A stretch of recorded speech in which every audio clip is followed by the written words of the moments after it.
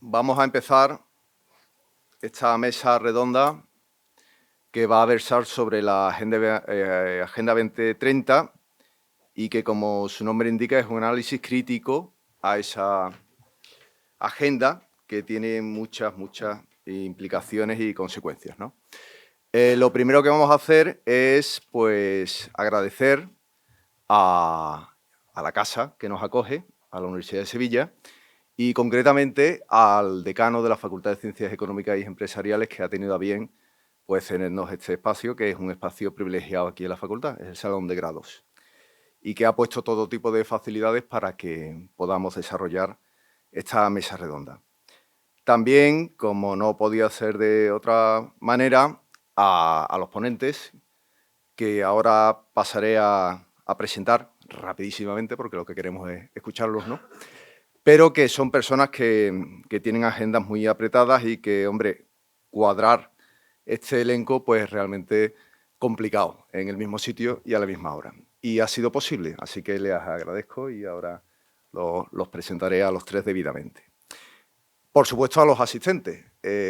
Estamos todos también con agendas muy complicadas y también Sevilla es la ciudad saturada de eventos. Yo creo que todo el que viene de fuera y vive en Sevilla un tiempo, institucionalmente hablando y culturalmente hablando, dice que es increíble lo que aquí se produce. Y las personas que están en el ámbito político también lo saben. Entonces es una suerte que hayan podido venir en este número tan masivo a debatir, a escuchar y a plantear pues nuestra visión o la visión de cada uno, que para eso está la universidad. Y por supuesto, plantear también la visión desde la que se afronta esta mesa. Yo soy Jaime Domingo Martínez, si no me conocen, y soy profesor asociado del Departamento de Análisis Económico y Economía Política de esta universidad. Y nosotros, desde que empezamos a estudiar en la universidad, tenemos en la cabeza que en la universidad lo que se fomenta es el espíritu crítico. Y ese es el sentido de la mesa. Cuando empezamos a pensar en una mesa redonda, pues yo notaba, o he notado siempre, y con mis alumnos, algunos veo por aquí y los saludo también, he notado que había, digamos, mucho análisis muy concreto sobre la Agenda 2030, pero siempre en un mismo sentido.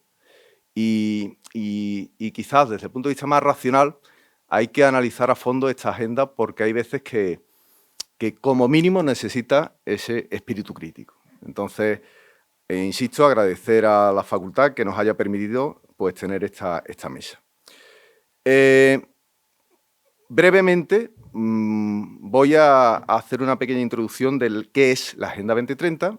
Posteriormente ya iremos dando paso a cada uno de los ponentes. Lo he sacado textualmente de la web del Ministerio de Derechos Sociales y Agenda 2030. O sea, tiene tanta importancia que aparece en el nombre de un ministerio.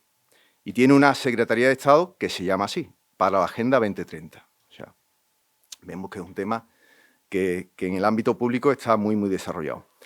Y la definición de la agenda es la siguiente. Es un plan de acción a favor de las personas, el planeta y la prosperidad, que también tiene la intención de fortalecer la paz universal y el acceso a la justicia. Digamos que como intención me parece muy ambiciosa, ¿no? Y después aparecen palabras claves como persona, planeta, prosperidad, paz y justicia. Digamos que eso es lo que pretende la Agenda 2030. Eso aparece ya, digamos, desde el punto de vista más operativo, con 17 objetivos. 17 objetivos que son los famosos objetivos de desarrollo sostenible que tenemos en ámbitos públicos y el ámbito privado. ¿Cuáles son algunos? Pues el fin de la pobreza, el hambre cero, la salud y el bienestar, la educación, la igualdad de género, el agua limpia y el saneamiento, energía asequible y no contaminante, trabajo decente, industria, innovación e infraestructura, reducción de las desigualdades, producción y consumo responsable, acción por el clima, vida submarina, vida de ecosistemas terrestres, todo al mismo nivel. Estoy nombrando las 17, ¿no? Y por último, alianza para lograr los objetivos. En definitiva, un plan ambicioso que tiene mucho potencial. ¿Por qué? Porque tiene un respaldo impresionante. Son las Naciones Unidas las que firman, 197 países, y que después, evidentemente, a nivel público está instalado a nivel de Ministerio y de Secretaría de Estado, con 17 objetivos que básicamente lo barren todo y con una definición muy ambiciosa que habla de todo, prácticamente de todo. Pues bien, para tratar este tema tenemos 3 perfiles muy concretos que creo que van a sumar mucho cada uno desde el ámbito en el que se encuentra. A mi derecha tengo a Cristina Peláez, que desde el punto de vista académico, profesional, es psicóloga y ha tenido una experiencia bastante amplia en el mundo de la empresa privada. Pero hace ya bastante tiempo también, y es lo que realmente hoy le trae aquí, tiene un desarrollo político importante a nivel de un ayuntamiento grande como es el de Sevilla. Ella es portavoz del partido Vox en Sevilla, capital, en la ciudad de Sevilla, y además ahora es candidata para las elecciones que serán en mayo. Ella, evidentemente, desde 2015, si no me equivoco, o sea, son muchísimos años que ha vivido en primera persona pues el desembarco de la agenda a nivel municipal en una gran ciudad. Entonces, ese perfil es muy interesante y queremos escucharla. Cristina. A mi izquierda tengo a Javier Cortés, que es de profesión economista y que además tiene un perfil muy interesante privado en un desarrollo en el sector financiero. El sector financiero que, si no me equivoco, además con mucha implicación en la financiación de empresas, ¿no? A nivel de Andalucía. Eso le lleva a tener un conocimiento muy amplio de las verdaderas angustias del empresariado andaluz y de cómo, de alguna forma, puede verse afectado con este tipo de agendas y de objetivos, ¿no? Además de eso, que ya es importante de por sí, desde hace prácticamente, bueno, desde junio es parlamentario en el Parlamento de Andalucía. Y una de las ponencias que ha tenido que defender trata sobre la Ley de Economía Circular, que está totalmente asociada a la Agenda 2030. Entonces, realmente ha tenido que estudiarla a fondo y también es muy interesante pues, escuchar su planteamiento. Gracias, Javi. Y a la derecha, más a la derecha de Cristina, está Francisco José Contreras,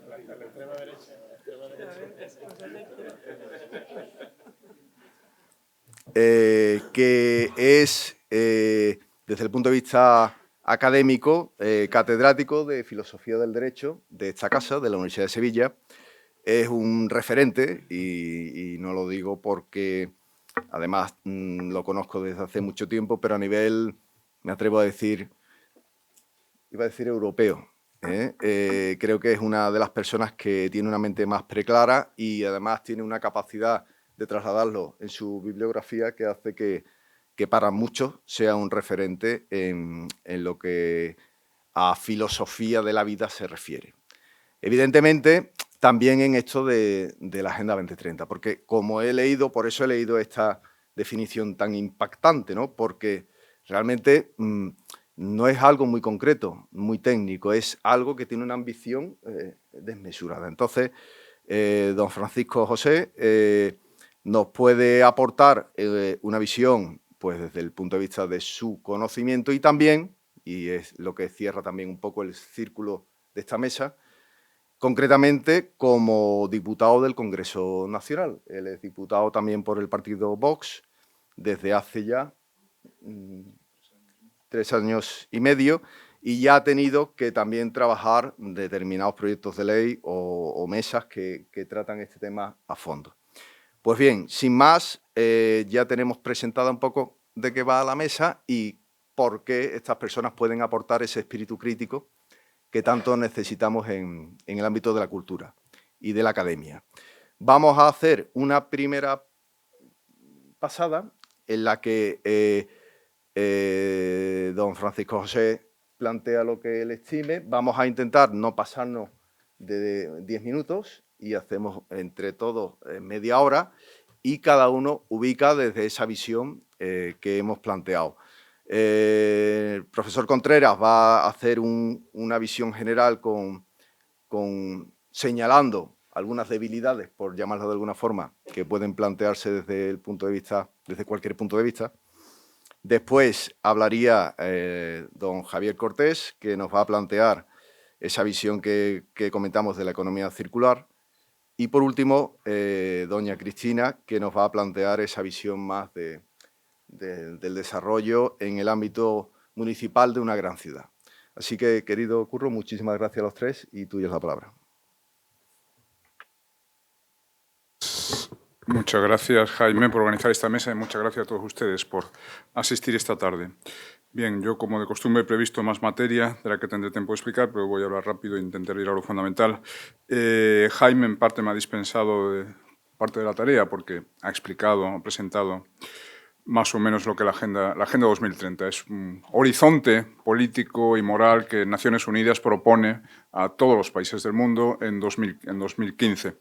Por supuesto, el gobierno español, entonces presidido por Rajoy, fue uno de los primeros en precipitarse a firmar esta propuesta de la ONU, y desde entonces, cabe decir, y esto lo estoy viendo yo en primera fila en el Congreso de los Diputados, Partido Popular y Partido Socialista compiten en fervor 20-30añero, es decir, ellos disputan entre sí sobre quién está haciendo más por aplicar la Agenda 2030, el PP alega que fueron ellos quienes no firmaron en la época de Rajoy, el PSOE responde que no, que es el gobierno actual con sus leyes el que está desarrollando más consecuentemente los desiderata de la Agenda 2030, ¿no? En todo caso, es sorprendente cómo dos partidos nacionales compiten entre sí en concebirse a sí mismos como meros ejecutores de las directrices de poderes supranacionales o de organizaciones supraestatales, ¿no?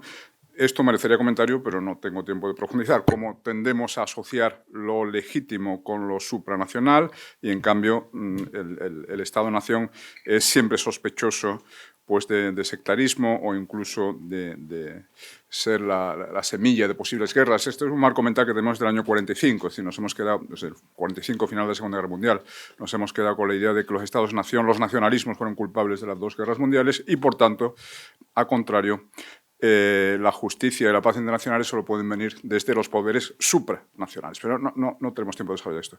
Vamos a ver los objetivos. Y hay una primera cosa que quería advertir, y es que, vamos a ver, no podemos caer en una crítica, digamos, de brocha gorda contra la Agenda 2030.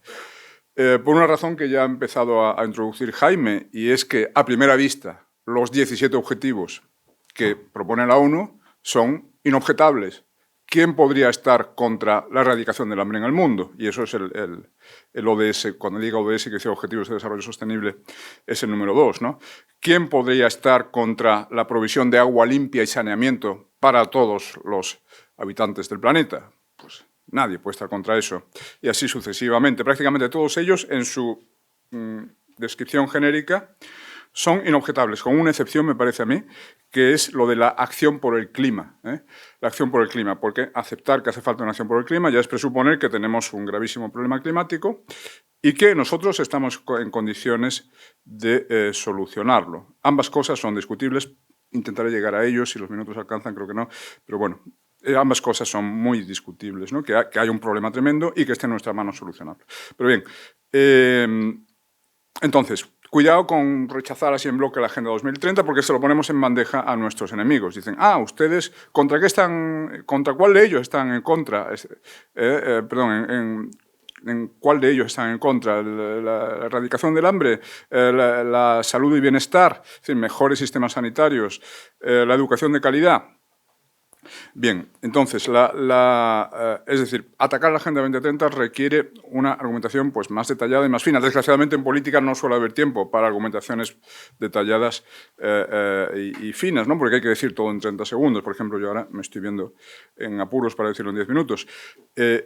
Funcionamos con eslóganes y, claro, el eslogan no puede ser más que estamos contra la Agenda 2030. Pero cuidado que se lo ponemos muy fácil a los enemigos, ya digo.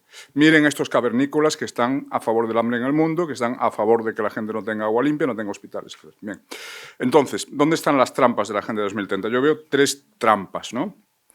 La primera de ellas, diría, vamos a llamarlo el adanismo de la ONU.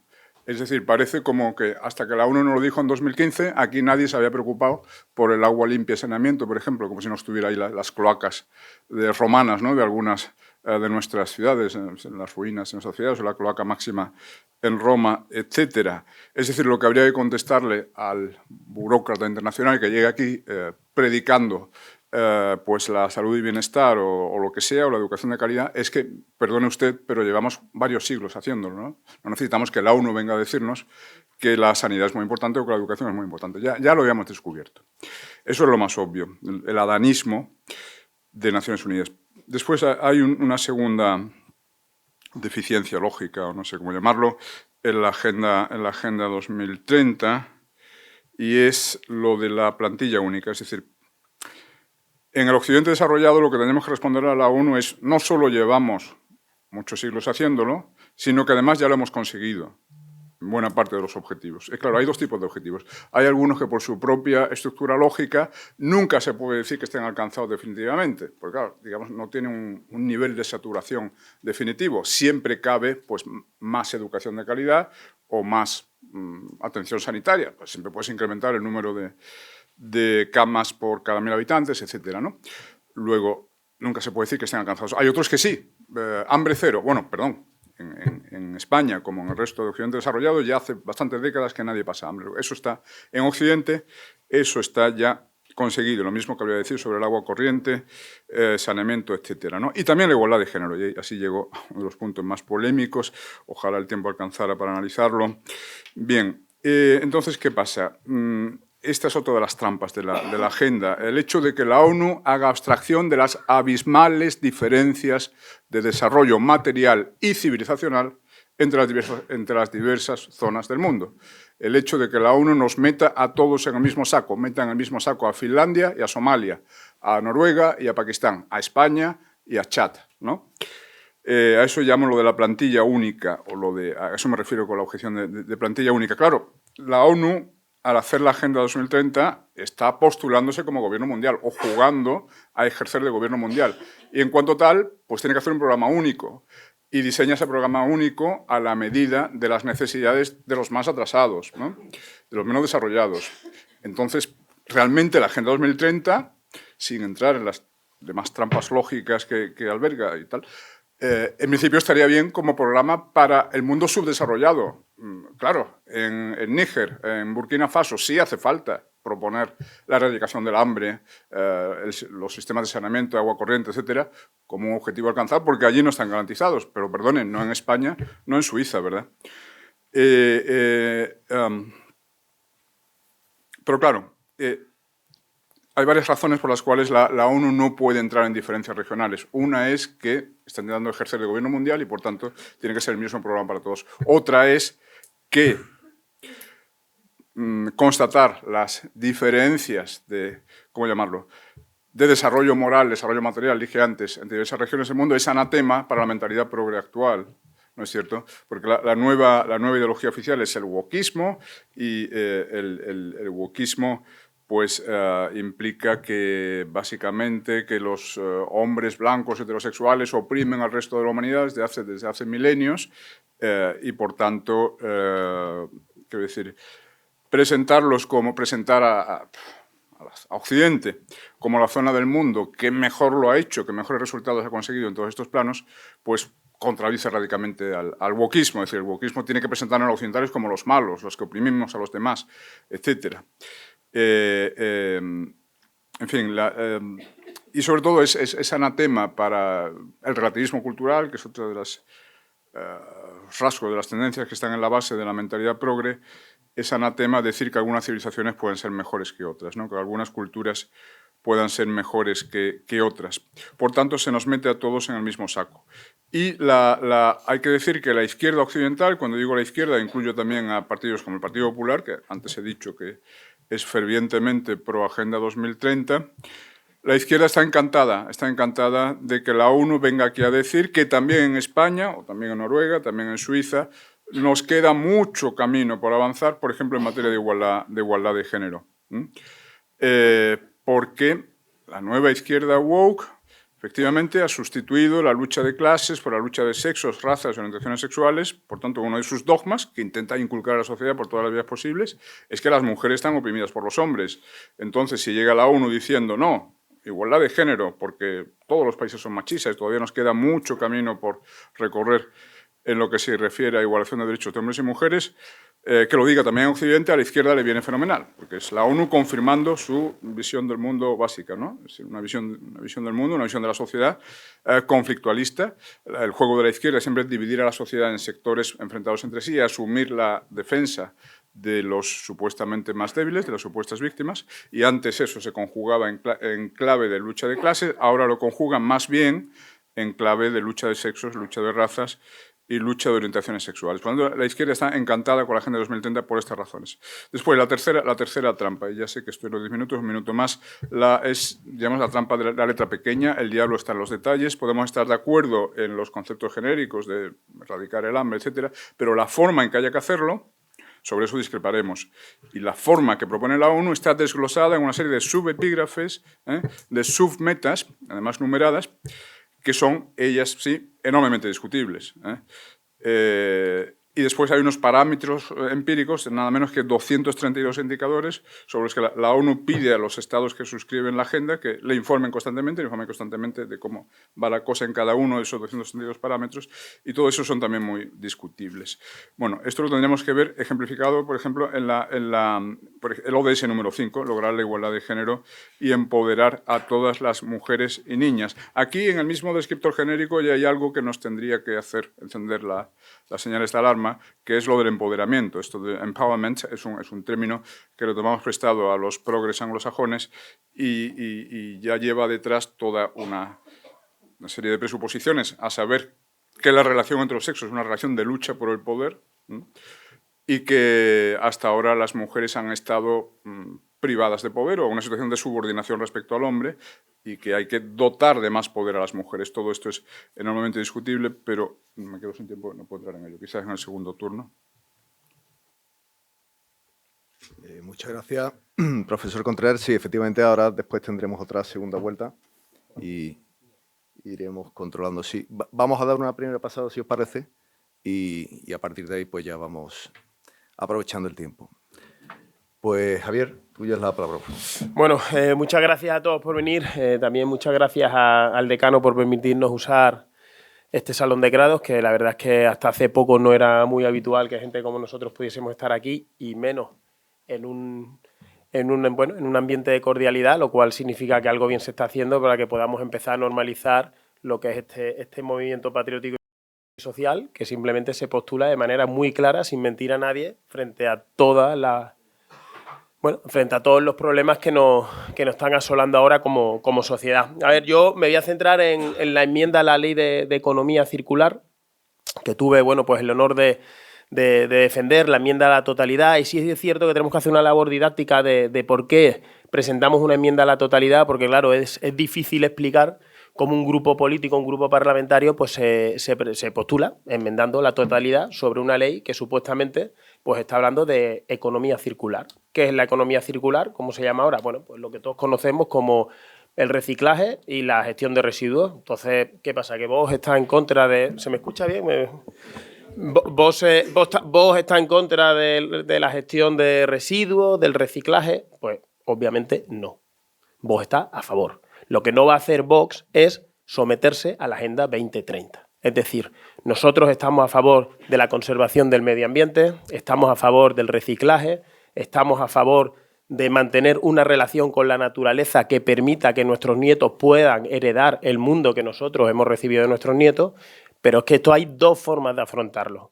Hay una forma que es arrodillados ante la Agenda 2030 y ante los secretarios de Estado comunistas de la Agenda 2030, que hay que decirlo, que es una agenda que han abrazado desde el Partido Popular al comunismo, y estoy hablando de que los secretarios de la Agenda 2030 en el Gobierno de la Nación han sido Enrique Santiago, Lilith Bestringe y Ione Belarra. O sea, es que ni siquiera un socialista en la Agenda 2030.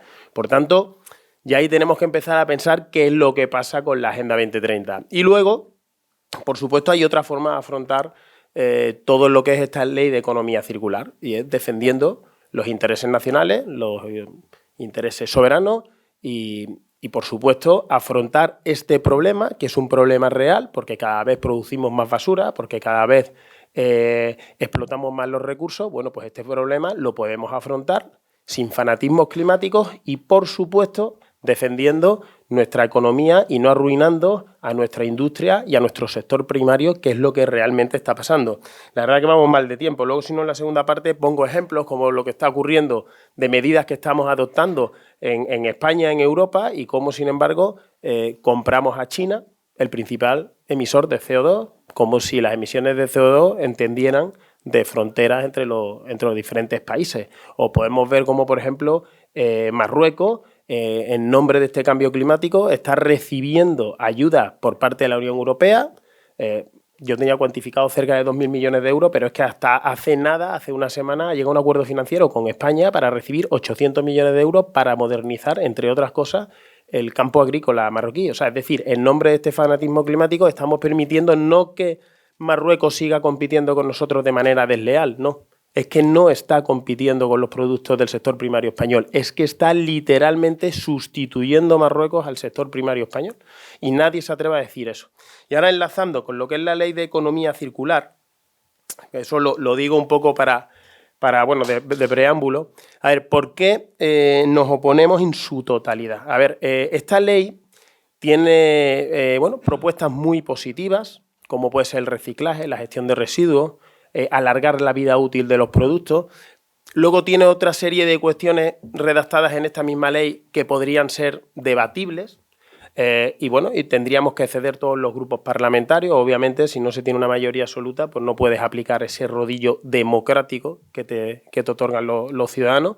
Y bueno, podríamos negociarlos, pero es que luego hay líneas rojas, que voy a explicaros en 3 minutos, que no podemos tolerar. Y es ese arrodillamiento ante la Agenda 2030 que va directamente en contra de nuestro tejido productivo. Mirad, esta ley crea un registro público, lo tengo aquí escrito para no equivocarme en unas cuestiones concretas, crea un registro público andaluz de análisis del ciclo de vida. Yo he tenido la suerte de estar en la empresa privada durante 20 años financiando empresas y pymes andaluzas. Y he hablado mucho con mis clientes, con mis antiguos clientes, de todo tipo de sectores, entre otros con chatarreros, con personas que se dedican al reciclaje, a la gestión de residuos, y todos te dicen que este registro son más trabas, más impuestos y más burocracia. Un registro que además te obligan a estar inscrito como empresa si quieres 2 cosas. Una, recibir subvenciones por parte de la Junta de Andalucía y 2, licitar a contratos públicos con la Junta de Andalucía. O sea, es decir, la Junta de Andalucía te dice cómo tiene que ser tu empresa para luego poder trabajar con ella o acceder a algún tipo de subvención. Como si la Junta de Andalucía supiera más que nuestros empresarios de cómo gestionar una empresa de la manera más eficiente. Luego, por supuesto, es una ley que tiene un régimen sancionador y que eso Vox pues, no lo apoya. Nosotros, más que un régimen sancionador, lo que queremos es que se bajen los impuestos a aquellos empresarios, a aquellas pymes que cumplan con los requisitos medioambientales, que se suban la pena, las condenas a todos aquellos empresarios que cometan delitos medioambientales y, por supuesto, que no se pongan trabas, por ejemplo, a un plan hidrológico nacional que vertebre todas las cuentas y que realmente supondrá un auténtico sumidero de CO2 natural en toda España. Luego, además, también es una ley que crea, como no, y esta es del Partido Popular, no es del PSOE andaluz, propone la creación de una Oficina Andaluza de Economía Circular, que es otro ente superfluo más, otro chiringuito más, no del PSOE, ahora sí, del Partido Popular, cuando se le atribuyen unas funciones que perfectamente podría asumir a la actual administración que se dedica a la gestión de residuos y al reciclaje. Y por tanto ahí también nos oponíamos. Y luego además, y aquí es lo que enlazo con lo que decía Curro, que no nos podemos oponer a la Agenda 2030, perdonadme, que beba, no podemos oponernos a la Agenda 2030 con la brocha gorda y sí tenemos que rascar. O sea, es decir, la Agenda 2030, pues uno la lee, y parece una carta a los Reyes Magos con unas bonitas palabras, unas supuestas buenas intenciones y propone cosas a las que ninguna persona con 2 dedos de frente se puede oponer. pero es que luego hay que ver las consecuencias. Y mirad, os voy a leer textualmente en la exposición de motivos de esta ley, de la Ley de Economía Circular andaluza de Moreno Bonilla, con su mayoría absoluta. O sea, que no tiene excusa para decir que está gobernando con otro partido político. Para nosotros supone esta ley tanto un ataque a la libertad como a la propiedad privada. Repito, tanto a la libertad individual del individuo como a la propiedad privada. Mira, en su exposición de motivos, y leo textualmente, la sociedad debe implicarse y comprometerse con el proceso mediante la modificación de sus pautas de consumo. Esto mismo era a lo que se refería el ministro Garzón cuando nos decía que teníamos que consumir menos jamón. Exactamente lo mismo. Y luego, en su propia exposición de motivos, dice, y leo textualmente, los ciudadanos deben abandonar la cultura de la propiedad de los bienes para pasar a una cultura del pago por uso. Es decir, quieren que abandonemos la propiedad privada y pasemos al alquiler. Es decir, aquí Moreno Bonilla, y no estoy hablando ni de Enrique Santiago, ni de Lilith Bestringe, ni de Yone Belarra, nos está diciendo que arrendemos antes de comprar, como si fuésemos menores de edad. O sea, es decir, usted, Estado, ¿quién es para decirme a mí si tengo que comprar una vivienda o la tengo que arrendar? Creo yo que el individuo, la familia, tendrá que decidir de motu propio qué es lo que quiere. Si comprar su vivienda habitual o simple y llanamente como una inversión para poderla arrendar. O, por ejemplo, en las pymes andaluzas. O sea, usted, Estado, ¿quién es para decirme si yo tengo que comprar esa maquinaria o la tengo que arrendar mediante un leasing o un renting? Si tengo ahorros y la quiero comprar para luego no tener gastos, pues podré ser más competitivo en el mercado porque podré bajar precios, porque tengo que asumir menos costes. Si yo tengo que arrendar ese bien, hay alguien que me lo arrienda y ese alguien se lleva un beneficio, que es un pago de intereses por un leasing o por un renting. ¿Usted qué está obligándome a mí a ser menos competitivo en el mercado? Pues por eso nos opusimos a la ley en su totalidad, a la Ley de Economía Circular. Y yo, mirad, y voy terminando porque sé que vamos mal tiempo, tenemos poco tiempo. Yo he estado hablando con mis clientes de 20 años y todos tenían claro que esta Ley de Economía Circular iba a beneficiar solamente a las grandes multinacionales que iban a tener capacidad técnica y financiera para adaptarse a las nuevas normativas.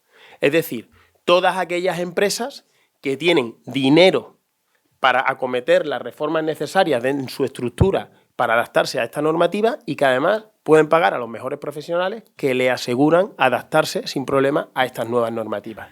¿Y quiénes se ven perjudicadas? Pues los de siempre, las pymes andaluzas.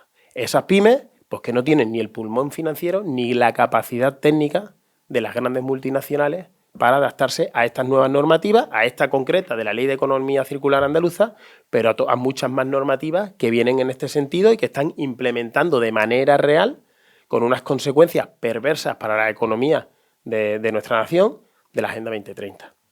Y voy a poner un ejemplo y termino, tardo un minuto, para que entendáis perfectamente cuando hablo de que esta nueva normativa va a beneficiar a las grandes multinacionales y va a perjudicar a las pymes. Unas pymes que en España generan el 75% del empleo. Os voy a poner lo que ya está pasando en la campiña sevillana, ¿eh? No me voy a Jaén, no me voy a Toledo, ni me voy a Portugal. En la campiña sevillana. El campo ya no es rentable. No es rentable. Y estamos sufriendo la despoblación de nuestros jóvenes por la falta de oportunidades.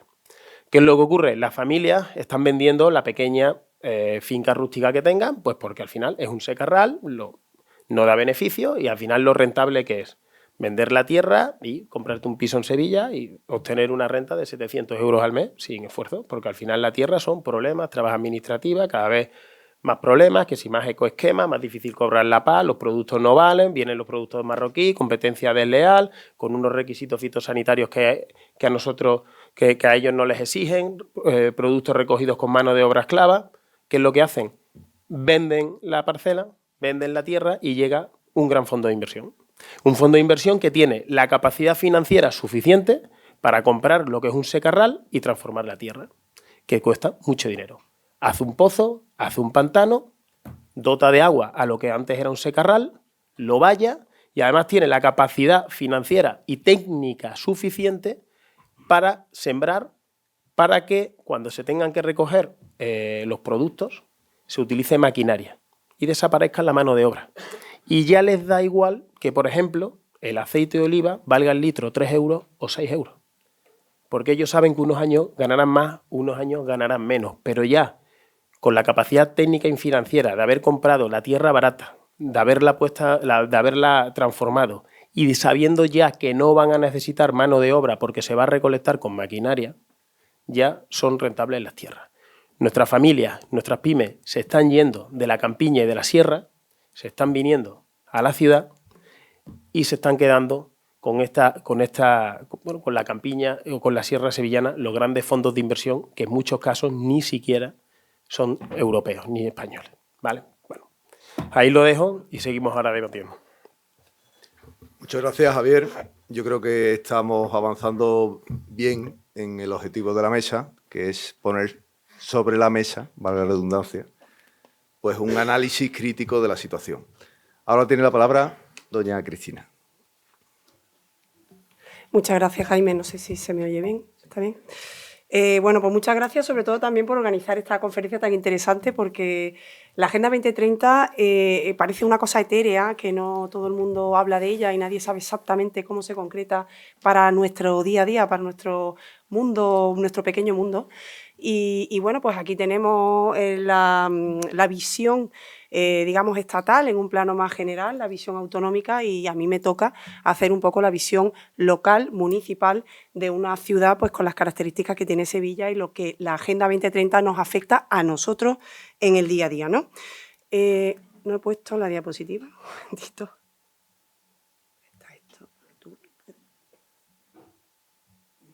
Había traído una diapositiva para hacer más amena toda esta historia.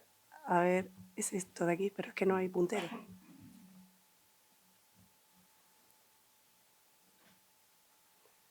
Ahí, dale otra vez, sí. Y ya, pues.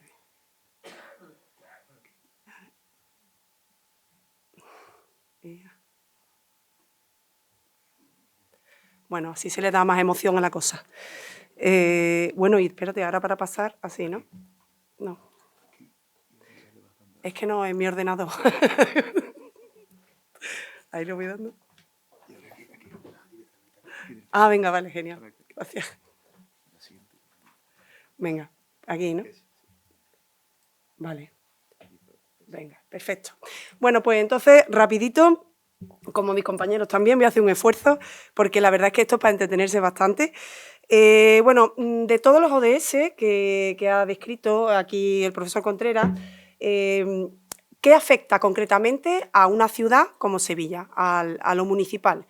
¿Qué afecta? Pues afecta el objetivo número 11, que es la construcción de ciudades y comunidades sostenibles, ¿no? Esto significa que quieren lograr ciudades, tal cual escriben ellos en la ley, bueno, en la agenda, quieren lograr ciudades más inclusivas, más seguras, más resilientes, esta palabra ya es muy conocida, y más sostenibles, ¿no? ¿Y cómo pretenden hacer esto? Pues cuando se describen estos objetivos, se elaboran, se hace un estudio que, bueno, pues los resultados de este estudio no son siempre certificables, ¿no? Pero ellos dicen que en 2030 el 60% de la población mundial vivirá en las ciudades. Cuando se realiza todo el tema de la Agenda 2030, en 2015, solo el 3% de la población mundial vive en ciudades, en núcleos urbanos, poblados, y dicen que generan entre el 60 y el 80% de los gases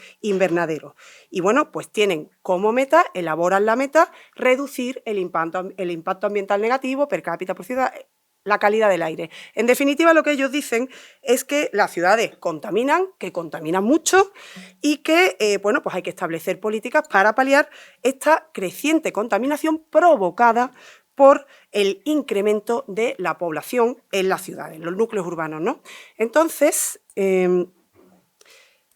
esto va aparejado de una serie de medidas también sin datos certificables 100%, que ellos extrapolan, ¿no? Y dicen, bueno, pues el 90% de los habitantes de las ciudades, cuando lleguemos al 2030, los que vivan en las ciudades, el 90% van a respirar aire contaminado.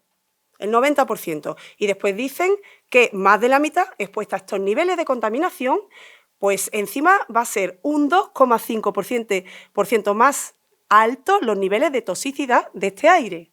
Por lo cual, y que a consecuencia de este aire contaminado van a morir 4,2 millones de muertes debido a esta contaminación atmosférica y que crean una alarma social que hace que el ciudadano, que, pues hombre, confía en lo que se le dice, pues está predispuesto a obedecer todas las normas que se le dicten para que esta situación no ocurra. Y entonces nos encontramos con, pues, con informes de la Unión Europea, que viene también de la mano de la Agenda 2030, donde en cuestión de la emisión de gases propone como principal activo de esta emisión de gases contaminantes los coches. Como veis, es un 60% en frente de todo lo demás, ¿no? Y propone que es el principal agente contaminante, es el cuarto agente contaminante junto con la industria, con el comercio y con otro tipo de cosas también que, bueno, que tenemos que controlar muy bien, porque si no, pues nos vamos a morir de asfixia en las ciudades donde estemos, ¿no? Es que estoy intentando ir rápido para no... Bueno, todos estos dictados de la Agenda 2030 se hacen en todos los niveles gubernativos, ¿no? Tenemos el Acuerdo de París, que habló Jaime, firmado por 193 países, más la Unión Europea. Tenemos las agendas urbanas, empieza la Agenda Urbana Europea, la Agenda Urbana Española y la Agenda Urbana de Sevilla 2030, que aquí es donde nos vamos a parar. Y, bueno, pues también nos afecta en el Ayuntamiento la Ley 7/2021, la de Cambio Climático y Transición Energética. Los planes específicos de ejecución municipal en Sevilla se concretan en tres planes. La Agenda Urbana Sevilla 2030, el Plan Estratégico, el PES 2030, que es el Plan Estratégico para Sevilla 2030, y el Plan de Movilidad Urbana Sostenible, el PEMUS, que os sonará, me imagino, a todos, ¿no?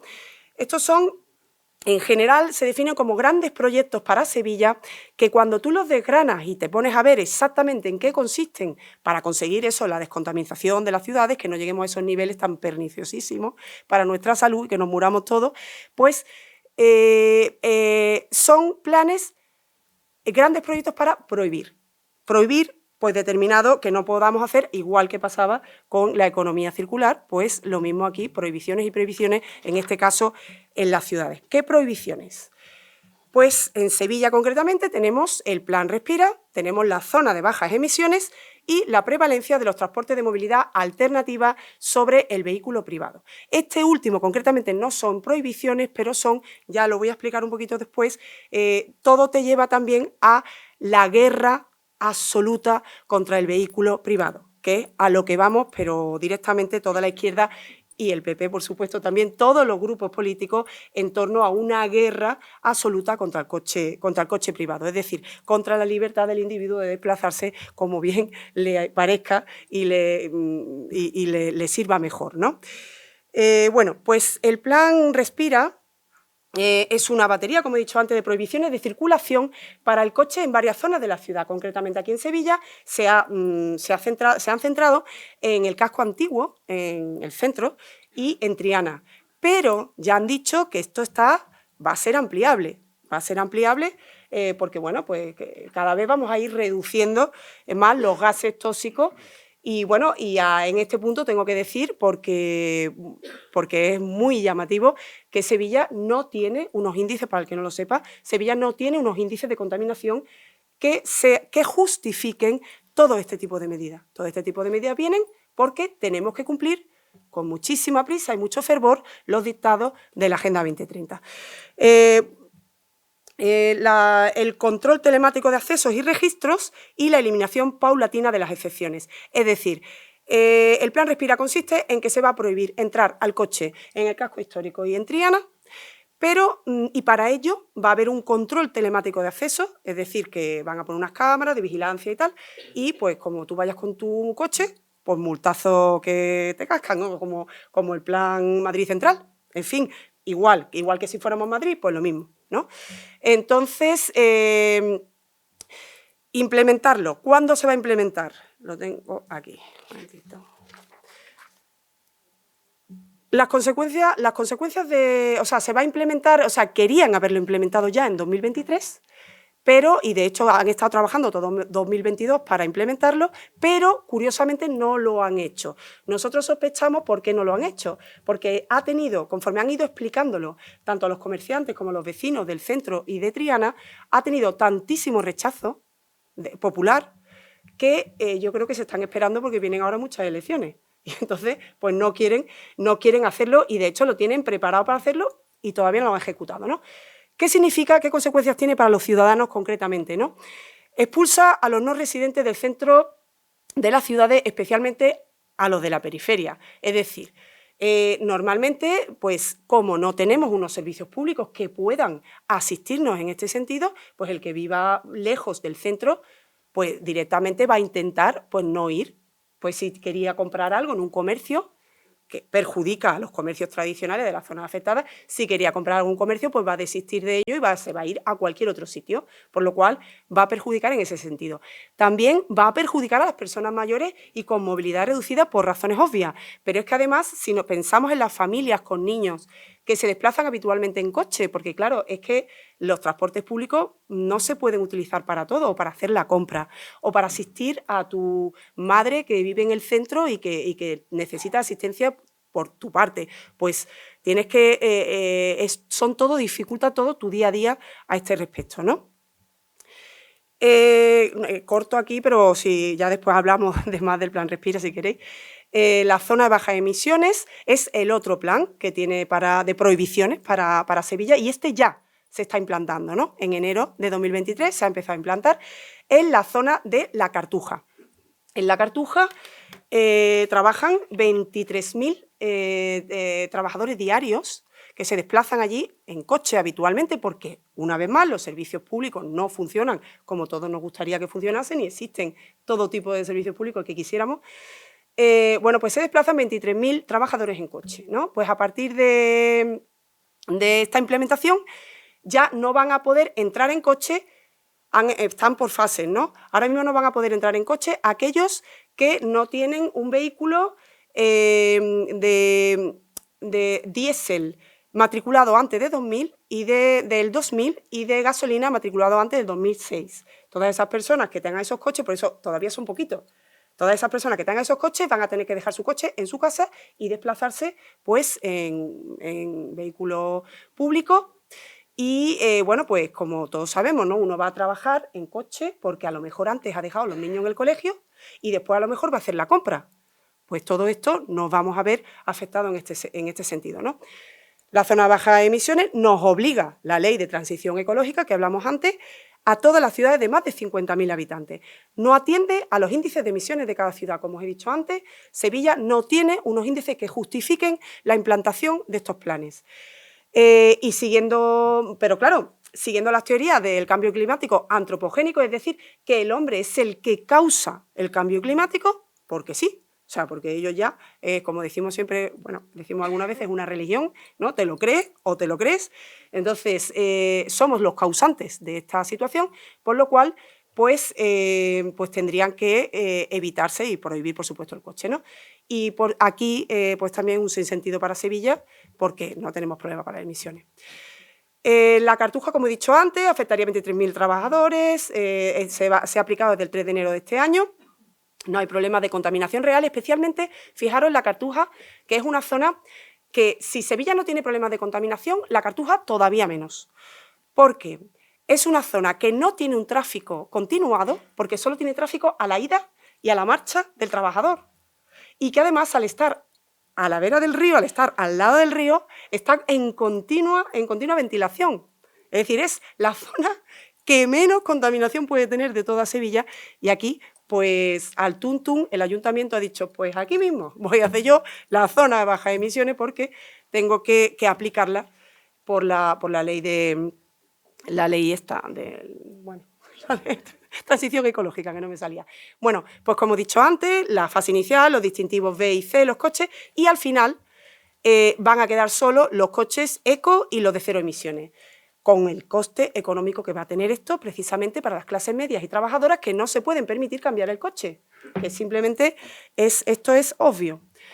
Y bueno, por último, ya la prevalencia del transporte de movilidad alternativo sobre el vehículo privado.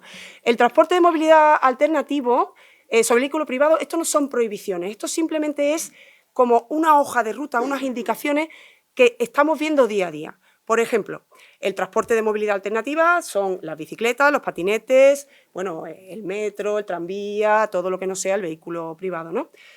Bueno, pues vemos continuamente las grandes inversiones en carriles bici e infraestructura de transporte saludable, ¿no? Que no nos parece mal, estamos hablando de lo que antes decía mi compañero Javier, que no nos parece mal. Lo que nos parece mal es de la forma en la que se hace. Es decir, se eliminan vías para vehículos para poner carriles bici, para poner un tranvía que no sirve a lo mejor para esa zona, como estamos viendo precisamente aquí en Nervión, y se eliminan carriles y se colapsa más el tráfico. Luego, al final, se contamina más. Es que es un contrasentido y, sin embargo, pues aquí lo tenemos. Las peatonalizaciones con todo lo que ello conlleva, también, como hemos dicho antes, de inasistencia y de abandono de las personas que no pueden asistir en coche a estas zonas. Y, bueno, el objetivo de toda esta prevalencia del TMA sobre el vehículo privado es que 2 de cada 3 de los viajes totales se realicen a través de transportes alternativos al coche. Y bueno, pues de momento, creo, no sé yo ya el tiempo, no sé cómo lo he hecho, ya seguimos en la siguiente. Muchas gracias. Pues muy bien, Cristina. Has dado la visión completa desde el punto de vista municipal de una ciudad como la nuestra, una ciudad típica, ¿eh? Y a mí me llama la atención, y ya avanzamos con el catedrático Contreras, que escuchando esta primera pasada de las 3 personas que han hablado, se entiende que hay un ataque directo a la libertad del individuo y a la propiedad privada. O sea, a la decisión de cada uno de hacer lo que le interese, como le interese, y al final a esa voluntad de ir terminando con esa propiedad privada, que no tiene en consideración para nada las especialidades de cada situación, sino que es un plan genérico, como decía el profesor Contreras, y que llama la atención como cualquier plan estratégico se fasea en el tiempo, ¿no? Y se va haciendo. Y aquí no, aquí lo que hay es una voluntad inmediata de desarrollo que muchas veces choca con que aquí realmente ahora mismo no tenemos problemas de emisión. Entonces, de alguna forma, es algo que estamos en la universidad, estamos intentando plantear un estudio analítico, crítico y racional, y por mucho que le demos la vuelta, aquí no hay nada racional, ¿no? El profesor Contreras tiene ahora la palabra y además, dentro del esfuerzo que está haciendo, tiene que marcharse a I-20, ¿no, profesor Contreras? A la vez, a I-25. Pues entonces lo disculparemos si tiene que salir y seguimos los demás hasta que ya vayamos terminando, pero ahora lo que entiendas que procede para ir concretando el mensaje que quieres mandar, ¿no? Vale, sí, yo también quería pedir disculpas por tener que abandonar después tan abruptamente la mesa, pero es que tengo que tomar el último tren a Madrid.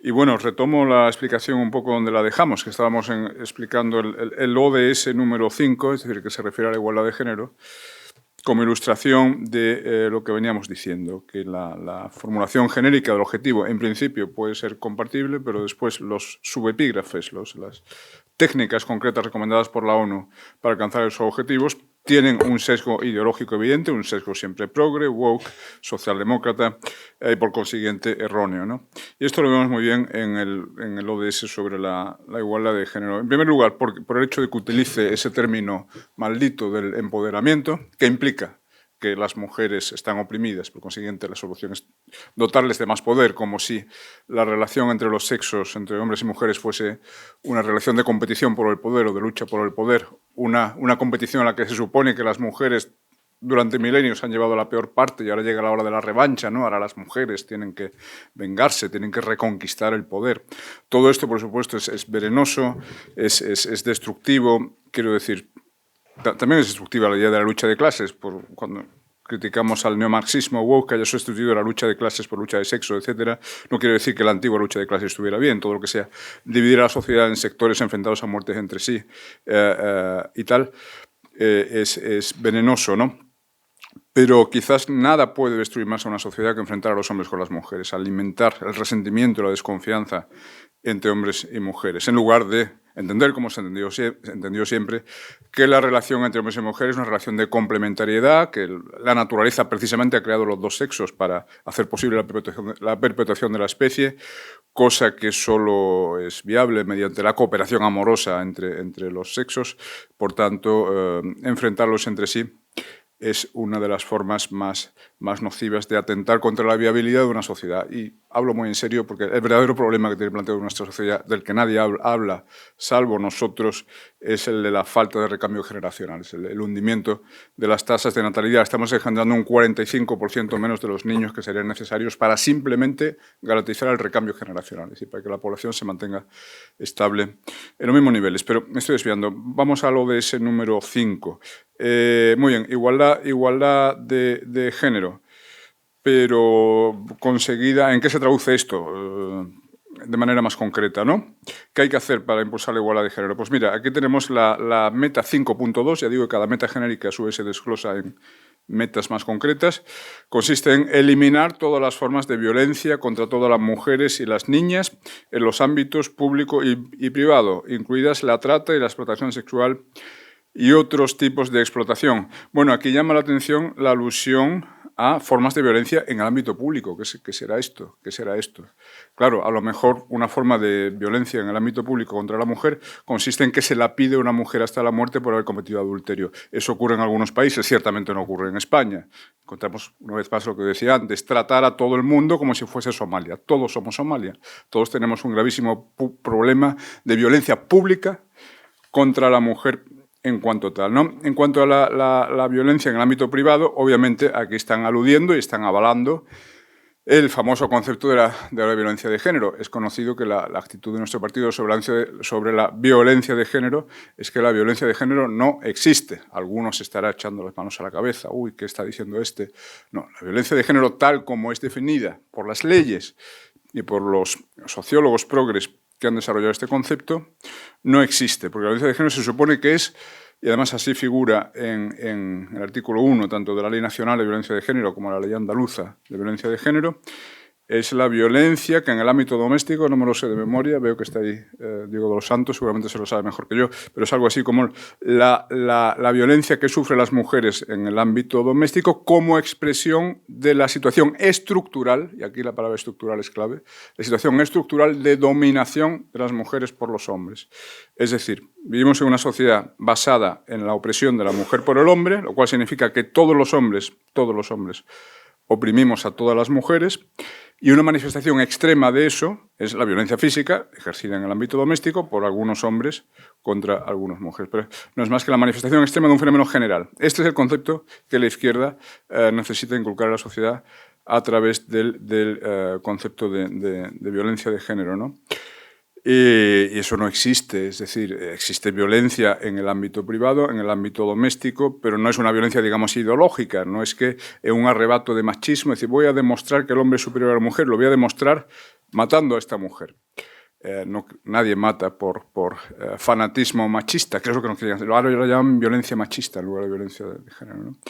Violencia machista, como si fuese una especie de fanatismo ideológico, de supremacismo machista. No, es decir, hay otras causas de todo tipo. Antes se hablaba de crímenes pasionales. Efectivamente, muchos de estos crímenes tan desgraciados están relacionados a menudo con temas de celos, de infidelidades, de degradación de la vida de pareja, etcétera, pero no es una afirmación de la superioridad del hombre sobre la mujer, que es lo que intentan hacernos creer. Y toda la atención, tanto legislativa como presupuestaria, como mediática, que se está dando al tema de la violencia de género, se debe a eso, a que la izquierda necesita hacernos creer que estructuralmente las mujeres están oprimidas, dominadas por los hombres, ¿no?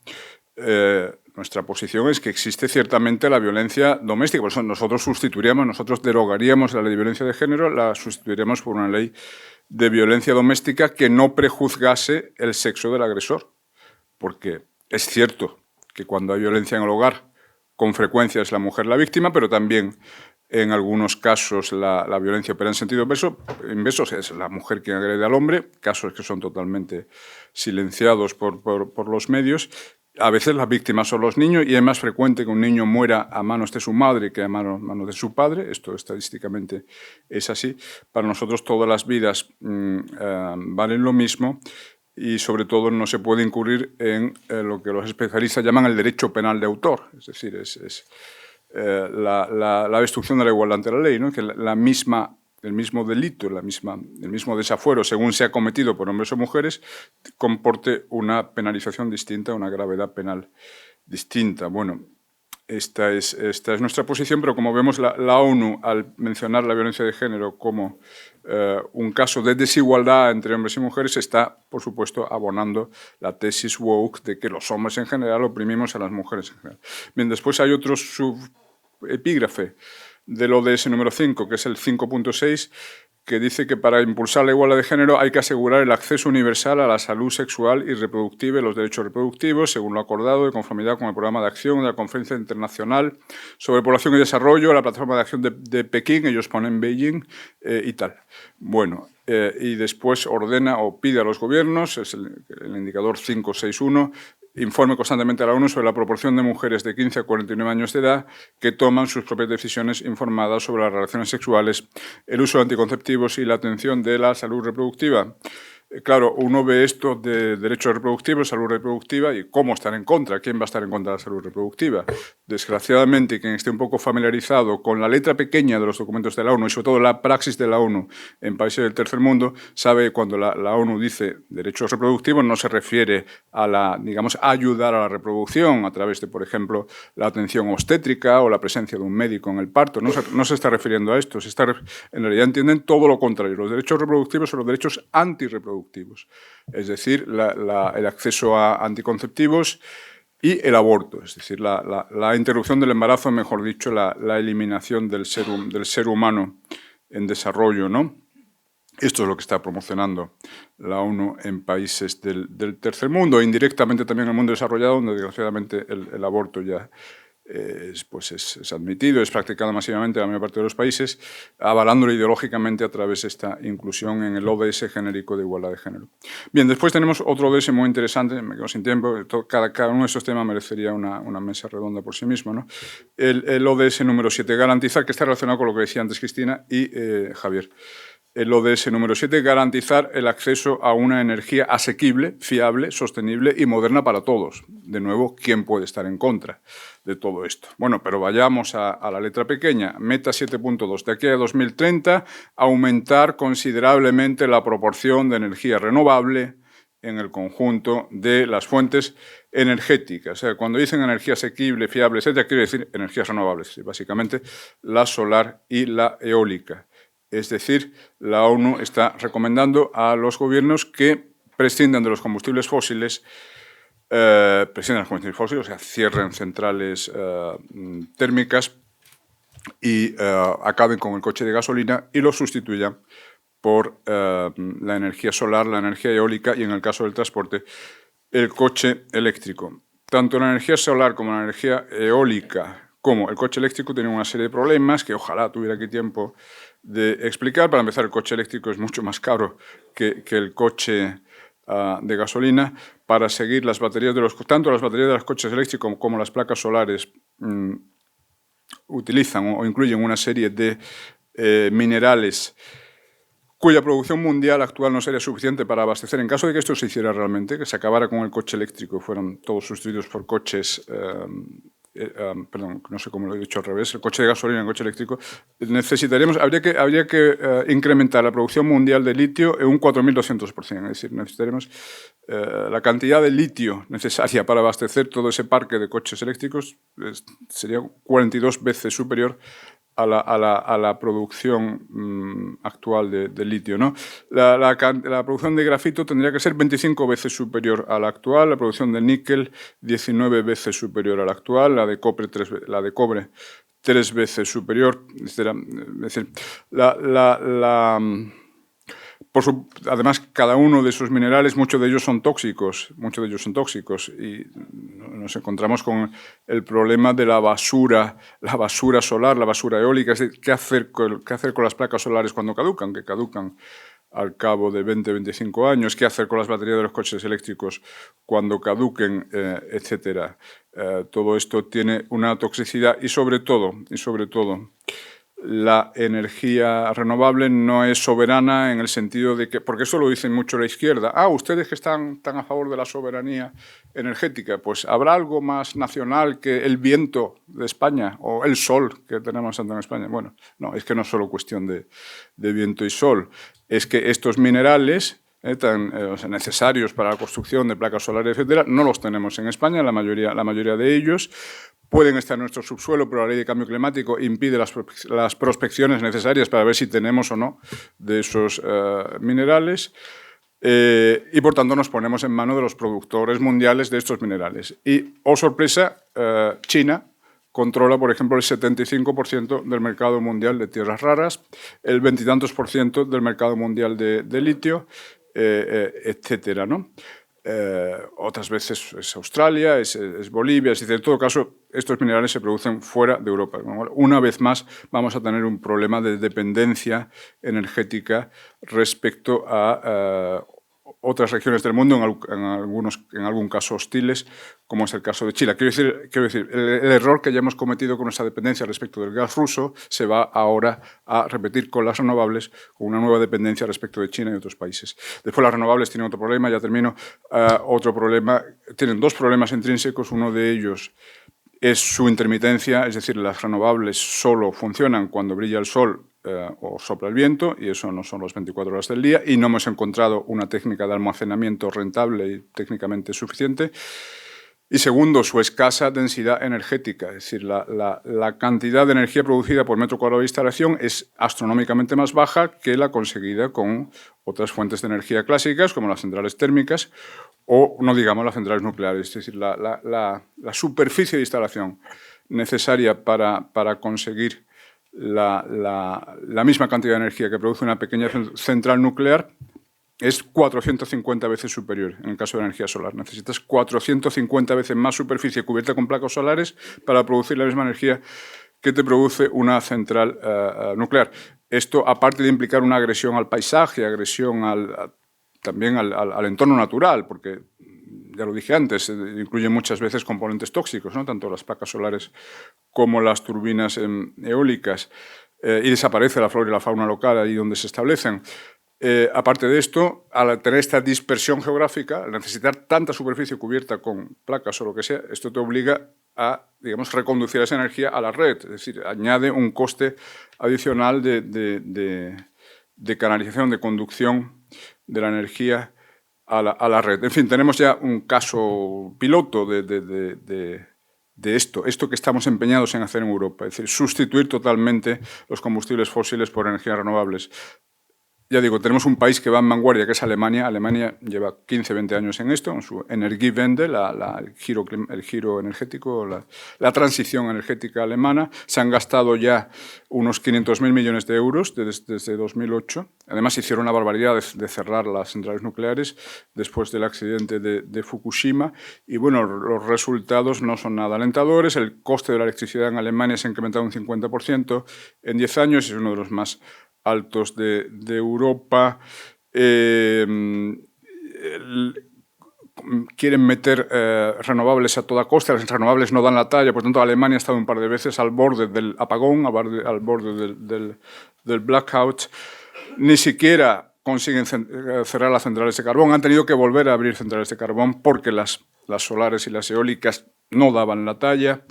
Entonces ni siquiera se consigue reducir significativamente la cantidad de emisiones de CO2 a la atmósfera. Por dar un dato, y ya me quedo sin tiempo, es que en lo que es generación de electricidad, Alemania emite 10 veces más CO2 que Francia.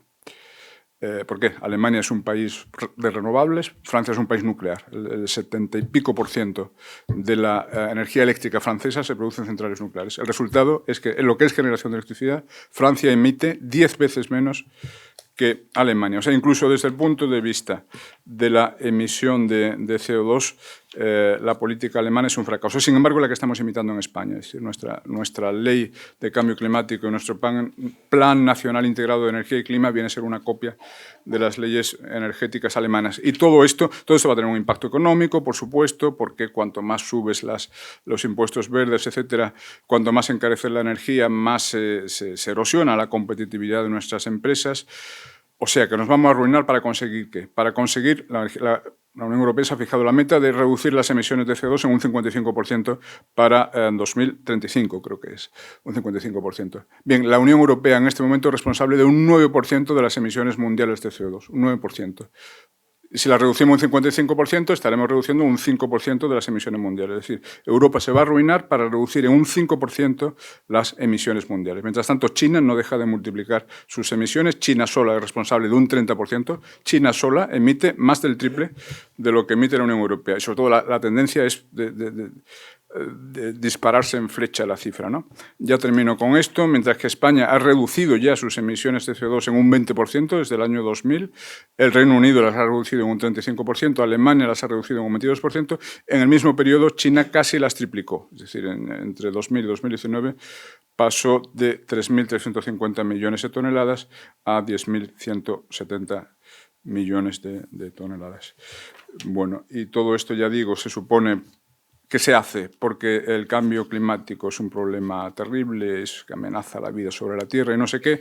Pues sobre eso va el objetivo número 13, que me hubiese gustado comentar, pero ya lo dejamos para otra mesa redonda. Digamos simplemente que no es el apocalipsis que nos pintan, puede ser un problema, pero no es el problema más grave que tiene planteado la humanidad. No está claro que se deba a la acción del hombre o en qué porcentaje se debe a la acción del hombre, ni está claro en absoluto que un aumento de la temperatura de 1 o 2 grados tenga que ser desastroso para el futuro de la humanidad o el futuro nacional. Si nuestros antepasados en el Paleolítico se adaptaron con la tecnología de entonces a un descenso de la temperatura de 10 grados, que nuestros bisnietos en 2100 no vayan a ser capaces de adaptarse a un aumento de temperatura de 2 grados es sencillamente ridículo.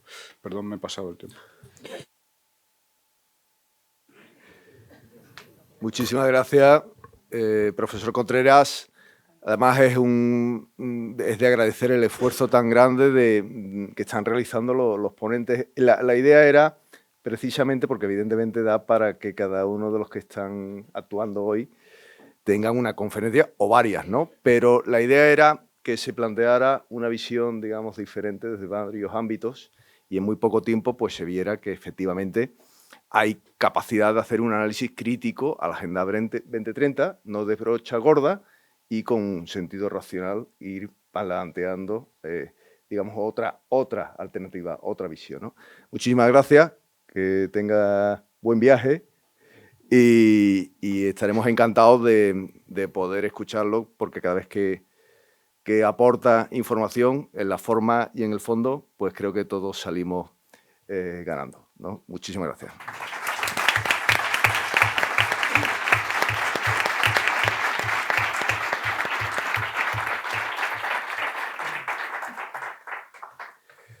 Pues seguimos ya con el turno de Javier, para que también, pues, desde su perspectiva, pues, aporte lo que entienda necesario. Bueno, yo soy breve para que el resto de personas puedan intervenir y hacer las preguntas que quieran. Yo solamente un poco situar, ¿no?, en la situación en la que nos encontramos ahora mismo. Yo creo que ahora mismo la cuestión de la Agenda 2030 es una batalla cultural que la izquierda está ganando, que está ganando por goleada, porque tuvo enfrente, pues bueno, la ausencia de la oposición en la batalla cultural y en la batalla de las ideas. Y voy a poner un ejemplo muy clarito, que yo lo aprendí de Curro, que hoy Curro no lo ha nombrado, y que yo creo que especifica perfectamente en la situación en la que nos encontramos. Hace unos años no hablaban del cambio climático, nos hablaban del calentamiento global. Decían que el globo terráqueo iba a subir la temperatura, tal. Todos esos agoreros, pues al final se han equivocado y ya no hablan del calentamiento global. ¿Por qué? Porque el calentamiento global es medible, es mensurable. Y cualquier científico puede saber si efectivamente los pronósticos en cuanto al calentamiento global se han cumplido o no se han cumplido. Y ahora ya hablan del cambio climático. ¿Por qué? Porque a los que estamos en esta mesa y a vosotros os dificulta muchísimo más el poder debatir con ellos. ¿Por qué? porque ya no hablamos de calentamiento global, que es un dato objetivo. Ahora ya hablamos en cuestiones totalmente subjetivas y que te puedes creer o no. A ellos ya les vale Filomena o una ola de calor, porque las dos están provocadas por el cambio climático. A ellos les da igual una sequía que una lluvia torrencial. Todo vale en el cambio climático. Les vale un vendaval, un temporal de levante como el de ahora de Tarifa, como una calma chicha, porque todo vale en el cambio climático. Entonces esa es la batalla cultural que nosotros tenemos que dar. ¿Y cuál es la raíz de este marxismo cultural que el Partido Popular ha comprado? Pues que la izquierda se ha quedado sin debate. Ellos en el siglo XX ya tenían una Agenda 2030, que era el marxismo económico. Ellos hablaban de la lucha de clases, de la defensa del proletariado, en contra de la explotación de los trabajadores, hablaban de que en las fábricas no entraba un rayo de luz, que había jornadas laborales interminables, que los salarios eran míseros y que había un grupo de personas muy reducido que explotaban a la gran masa de trabajadores. Y eso era otra carta a los Reyes Magos, porque eso lo compra cualquiera. ¿Quién está en contra de la justicia social, de una jornada laboral digna, de un empleo digno, de unas condiciones de trabajo dignas o de un salario digno? Eso no está nadie en contra, es más, lo apoyamos todos. Pero ¿qué es lo que ocurre? Que luego ellos ganaron y ¿qué trajeron? Guerra, miseria, represión. Y cuando se ha demostrado que es un dato objetivo, igual que el calentamiento global, que no traen soluciones a nada, se han inventado el marxismo cultural. Y es la Agenda 2030. Nos han traído el feminismo para enfrentarnos a hombres y a mujeres, han traído el animalismo, es un ataque a los cazadores, con la ley de bienestar animal ahora que hemos visto en el Congreso. Hasta luego. Y estamos en esa cuestión. Y ahora nos hablan del cambio climático y nos hablan de las renovables, en contra de la energía nuclear. Y eso yo de curro he aprendido un montón. Yo cuando hablaba de la energía nuclear, la energía nuclear es limpia, es barata, es segura. Pero como la izquierda no ha tenido esa batalla cultural enfrente, ellos han conseguido una cosa muy positiva y es relacionar la energía nuclear con Chernobyl, que está más relacionado con el desastre comunista que con la energía nuclear, y con la bomba atómica. Pero es que un país puede tener energía nuclear y no tiene por qué tener bomba atómica, que son cuestiones totalmente diferentes. Y eso la izquierda lo ha sabido entender perfectamente. Y nos hablan de las renovables, claro que estamos a favor de las renovables, son limpias, son seguras, vienen de la naturaleza, no generan residuos, ¿vale? Pero es que no son una alternativa a día de hoy hasta que la ciencia avance. Y entonces lo que tenemos que hacer, que es lo que propone Vox, es un mix entre energías renovables y energía nuclear.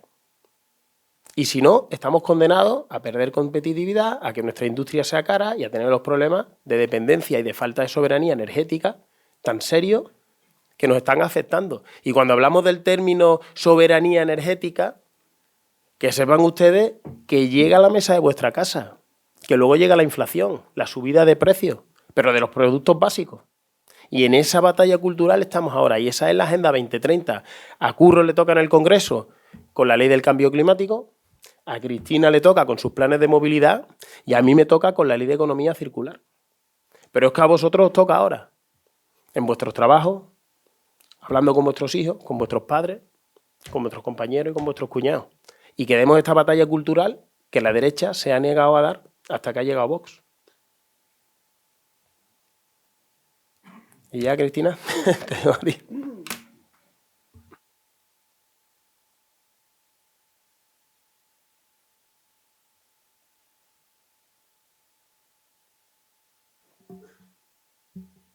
Perdonad, que es que como veníamos a la universidad me he venido yo cargada de herramientas didácticas para que esto sea esté en el entorno.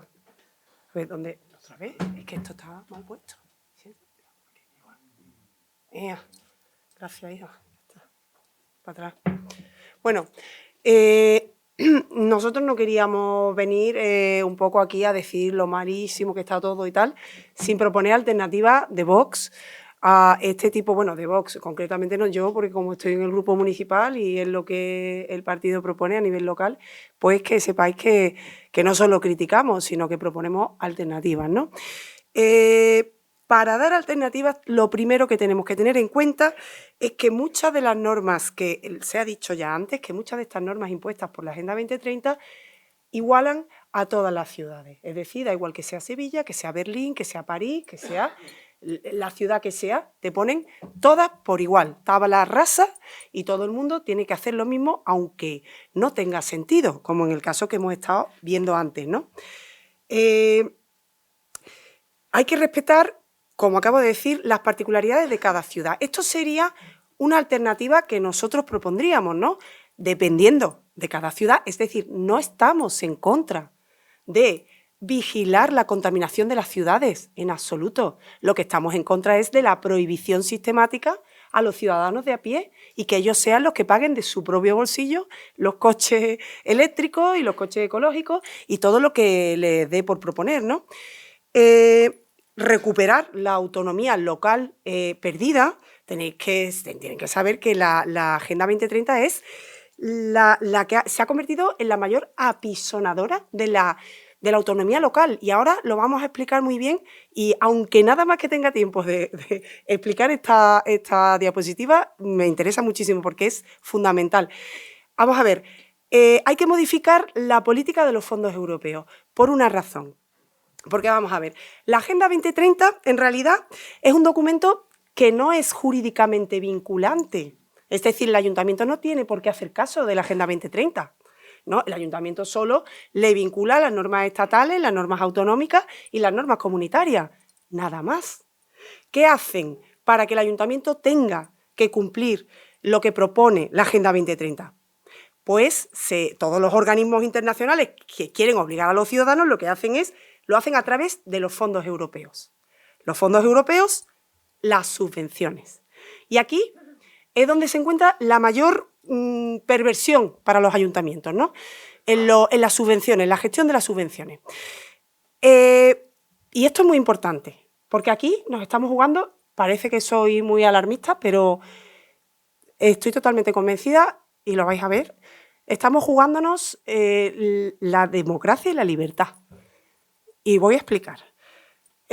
¿Por qué? Porque el dinero que viene de Europa en forma de subvención, que viene de Europa, pero que es nuestro también, no es de Europa, de un ente imaginario, es nuestro también. Viene con unas condiciones y unas obligaciones que tienes que cumplir, todas orientadas a cumplir lo que ellos dicen que tú tienes que hacer en tu ciudad. Y el gobierno local está obligado a cumplir eso que dicen que tienes que hacer en tu ciudad, aunque no haga falta y aunque la prioridad de tu ciudad sea otra.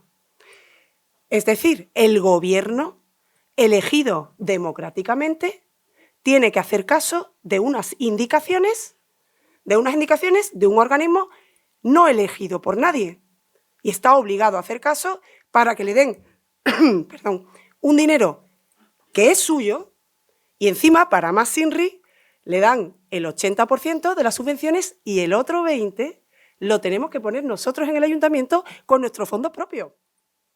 Es decir, directrices aprobadas, por un organismo que no ha sido elegido democráticamente, se nos imponen al gobierno elegido democráticamente y se priorizan sobre lo que realmente le hace falta a Sevilla. Entonces, pues claro, ¿qué alternativas propondríamos nosotros? Pues, por supuesto, modificar la política de los fondos europeos, que sean políticamente neutros, que no estén sujetos necesariamente a una cofinanciación, es decir, que si te van a dar una subvención, pues te den el 100%, que no tengamos que poner nosotros de nuestros fondos propios el 20%, y que se pueda destinar a infraestructuras que realmente necesitemos, y que no que tengamos que hacer, pues como el tranvía aquí en Nervión, que ya sabéis todos, ¿no? que pasa por una vía que quita un carril, por supuesto, de tráfico y recorre un trayecto que ya está recorrido por 2 líneas de autobuses y que además es el mismo que conecta Santa Justa con San Bernardo. Es decir, es la oda al absurdo.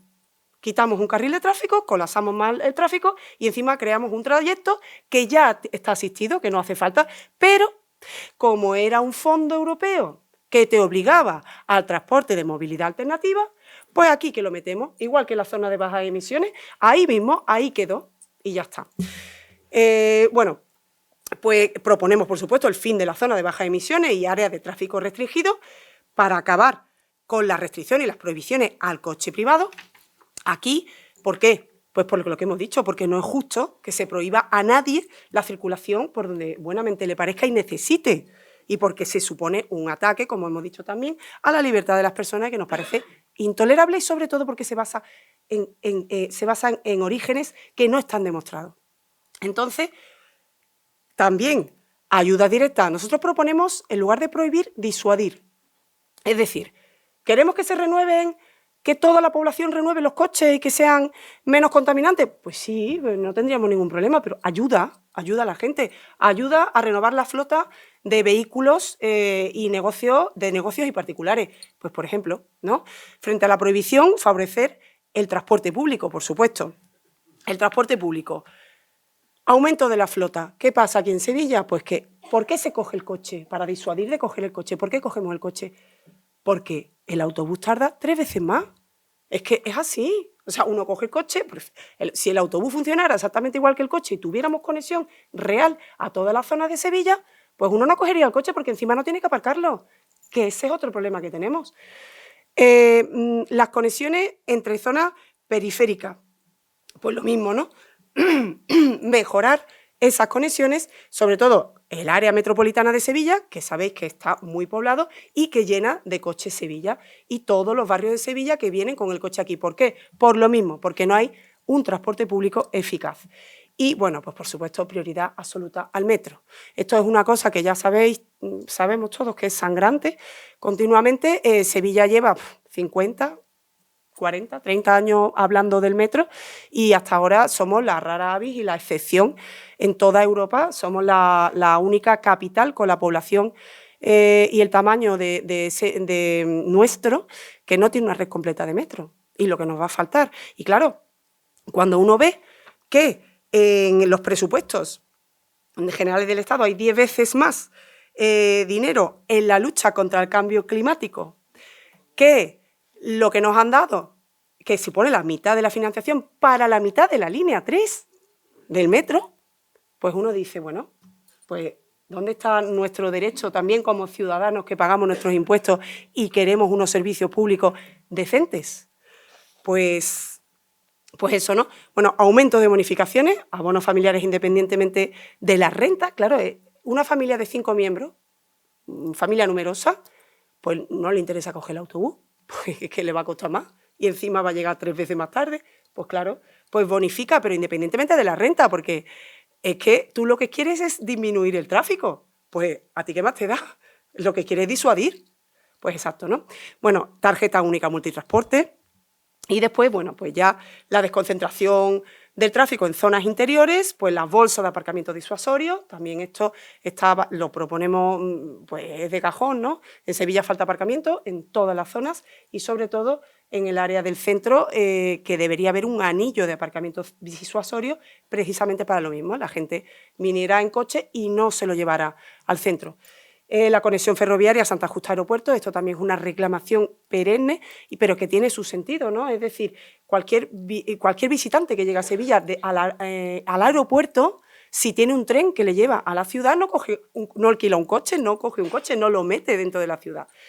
Construcción de intermodales de transporte, esto también es una cosa que sería muy interesante, porque, claro, si tuviéramos red de metro, vamos a poner que tuviéramos, ¿no? Toda la red de cercanías, de Renfe puede ser conectada con nuestros servicios públicos, los autobuses, el tranvía y el metro. Y todo esto genera un ahorro de tiempo que ahora mismo pues no tenemos en absoluto. Claro, es que ellos plantean los objetivos de la Agenda 2030, los ejecutan sin dar alternativas. Es decir, empiezan la casa por el tejado y dejan, al final, ¿quién paga? El sevillano. Y construyen ciudades que al final son ratoneras, donde no se puede vivir, es incómodo vivir, y al final la gente se va yendo de las zonas y se van despoblando, el centro, pues Triana, que son los primeros que van a caer con el plan Respira, y después pues todo donde decidan hacer el absurdo, ¿no? Y después, bueno, pues terminar la S40, que también es otra cosa sangrante que tiene Sevilla, en su paso por el Guadalquivir entre Coria y Dos Hermanas, que evidentemente descongestionaría la S30. Es que una cosa va detrás de otra. Todo está pues de esa manera, ¿no? Y bueno, pues nada, ya hemos terminado. Para lo que queráis, pues cualquier pregunta, le doy la palabra. Muchas gracias, Cristina. Pues muchísimas gracias a los tres por el esfuerzo que habéis realizado para que se pudiera dar tanta información en tan poco tiempo. Quedan 5 minutillos por si alguna persona del público tiene alguna cuestión que se le pueda hacer a las dos personas que han quedado. ¿Sí?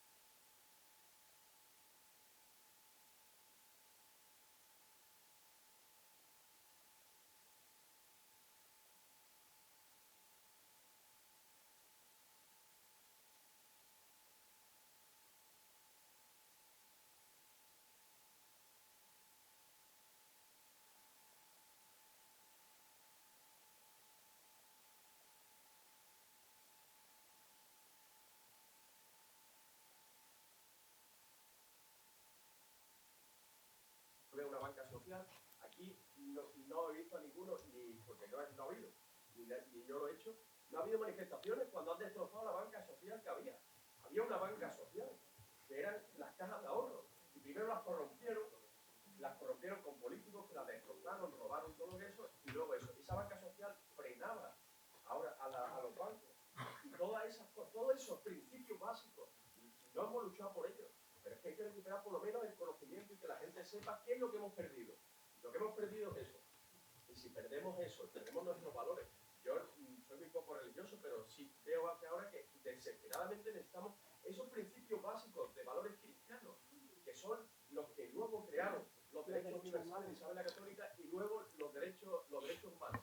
Y agruparnos sobre derechos humanos, sobre principios de derechos humanos, principios de derechos económicos, principios de derechos morales cristianos, que es lo que han fundamentado Europa, y el conocimiento de que Europa, y sobre todo España y toda la civilización mediterránea, ha sido la luz del mundo y quieren acabar con todo eso. Muchas gracias. Sí, yo pienso que al final es una reflexión más que una pregunta, ¿no? Sí, esta es la batalla cultural y precisamente estamos aquí en la universidad, estamos en un salón de grado y estamos intentando plantear un análisis crítico. Además de todo eso, si todos rezamos, mejor. Pero bueno, si hay alguna otra pregunta... Sí, pero tenemos un minuto. Sí, pregunta, por favor. Sí.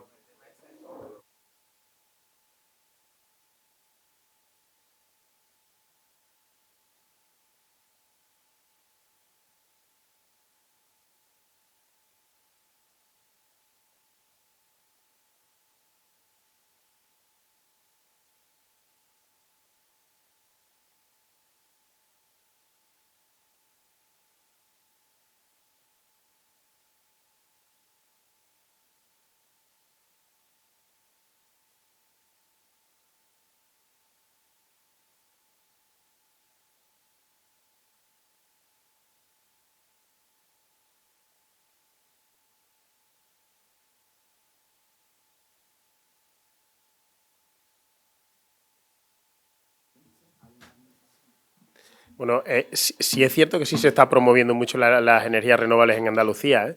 El problema de las energías renovables es que, estando todos de acuerdo con ellas, no son una alternativa real a día de hoy. Para empezar, porque son intermitentes. Y hay años que hay mucho sol y hay otros años que son más lluviosos. Y hay años que hay temporales de levante y otros que no hay tantos temporales de levante. Y como no la puedes almacenar y es poco densa, pues no es una opción real. Entonces, la opción real, ¿cuál es? Decirle a las personas que nos proponen como una alternativa real las renovables. Bueno, la cuestión no es energía nuclear o renovable. La opción es o mantenemos nuestra forma de vida actual o volvemos a la España de hace 40 años, en la que yo me he criado, que no tenía una campana extractora en mi cocina, mis hijas la tienen, yo no me he criado con aire acondicionado, mis hijas la tienen, en fin, muchísimas cosas, lavadoras, portátiles, móviles que cargar, todo el mundo, o sea, es decir, ahora queremos coches eléctricos, tenemos que saber dónde está el debate, o sea, es decir, si lo que queremos es solamente la energía renovable, tenemos que volver a la España de hace 40 años y eso no lo va a hacer nadie. Y luego la capacidad energética que necesita, de producción energética que necesita nuestra industria. Eso antes no era tan potente y ahora sin una energía, sin un suministro de energía muy potente, no hay industria. O sea, no hay que saber en dónde estamos, en qué debate estamos. O sea, ¿cambiamos nuestra forma de vida o los mantenemos? Y si los cambiamos, pues a lo mejor las energías renovables pueden ser una alternativa mayor, pero no suficiente. Y a día de hoy nada.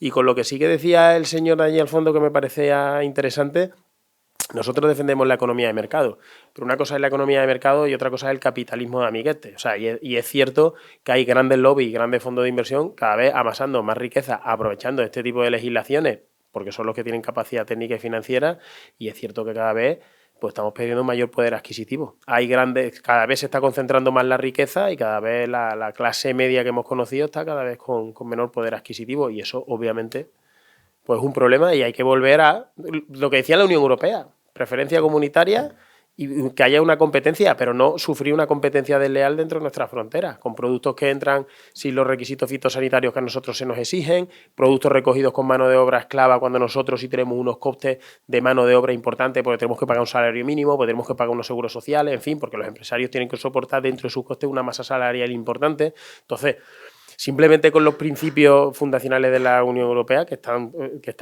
por escrito, vamos, que no me los estoy inventando yo, y una de ellas era el principio, por ejemplo, de preferencia comunitaria.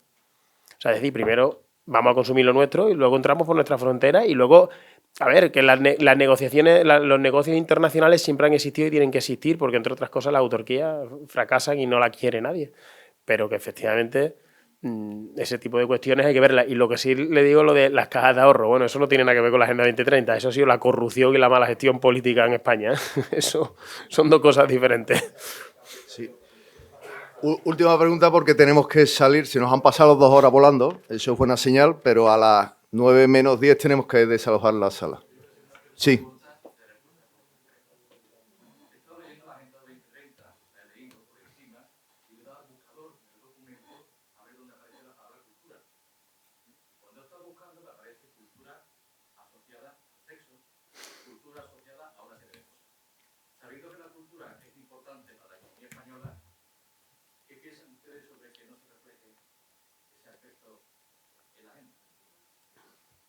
¿Contesta tú o contesto yo? Pues lo que estamos hablando. Decir que la Agenda 2030 con brocha gorda todo el mundo la asume, pero cuando uno rasca un poquito, pues ve estas cuestiones y es adoctrinamiento e ideología, marxismo cultural en vena. Y además un marxismo cultural que ha comprado la derecha y que la está aplicando en sus leyes con mayorías absolutas. O sea, es decir, que ya es que no se trata de derogar o no unas leyes anteriores, es que las que se están aprobando ahora en los parlamentos vienen con el rodillo absoluto de la Agenda 2030. Sí, caballero, el punto 4 es educación de calidad. Por ahí entra todo, ¿eh?